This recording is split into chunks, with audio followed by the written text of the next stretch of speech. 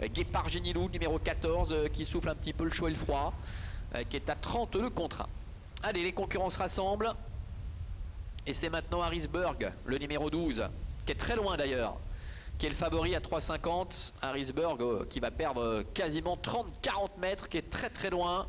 Faute du 3, Alisadroma, décidément les concurrents les plus en vue, ça se passe mal. Alisadroma qui est au galop et Harrisburg qui est très très loin pour se diriger vers le premier tournant avec Histoire Pia, le numéro 2 qui a effectué une bonne mise en jambe. Inatsela également qui est là avec Elomis qui se rapproche à l'extérieur, face de la fenêtre avec son numéro 8 qui est là au contact.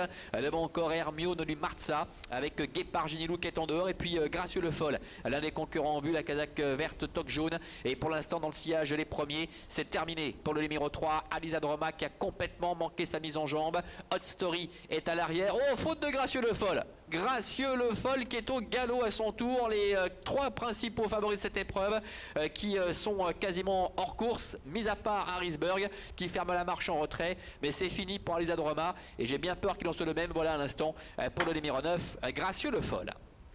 Pendant ce temps, c'est Sandra Monnier avec Guépard Génilou qui est parvenu à prendre la tête et la corde, avec Elomis qui est en deuxième position, face de la fenêtre est troisième. Et puis on voit une accélération dehors de Hot Story, accélération également de Harrisburg, le favori avec René Abicher après avoir assuré ses premiers mètres de course. Harrisburg déféré les quatre pieds pour la première fois, qui se fait ramener par Hot Story. Galal de Bandel est dans le sillage d'Inatsela.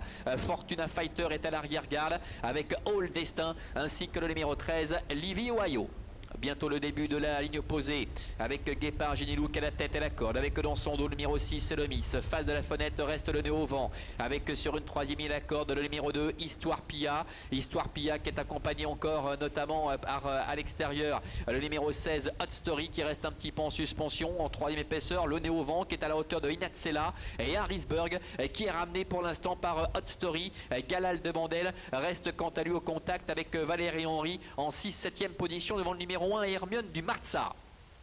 Direction le bout de la ligne d'en face avec Guépard Génilou, Hot Story qui vient à sa hauteur, face de la fenêtre qui est troisième, un petit peu plus loin trotte également Harrisburg qui s'est rapproché quatrième, devant encore Elomis qui est à la corde et Inatsela pour sa rentrée qui tient bien sa partie, qui est dans le sillage des premiers. Faute du 2, Histoire Pia, Galal de Bandel est un petit peu rétrogradé, entrée bientôt de la dernière ligne droite, c'est compliqué pour Harrisburg qui reste en suspension, devant Guépard Génilou a toujours le meilleur avec en deuxième position Hot Story, et Elomis également qui est là, devant face de la fenêtre avec Inatsela et Harrisburg qui est en dehors. La dernière ligne droite avec Guépard Génilou qui tente de réaccélérer maintenant face à Hot Story avec en troisième position le numéro 6 Elomis.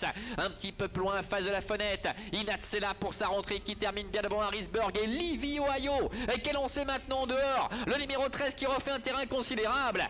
Guépard Génilou qui a toujours les meilleurs avec Livy Ohio qui termine de plus en plus fort avec face de la fenêtre. Guépard Génilou numéro 14 avec Sandra Monnier qui va s'imposer la deuxième place, qui va revenir peut-être à face de la fenêtre, à voir néanmoins avec Livy Ohio, et c'est sans doute le 10 Galal de Bandel qui vient arracher à la fin la quatrième place.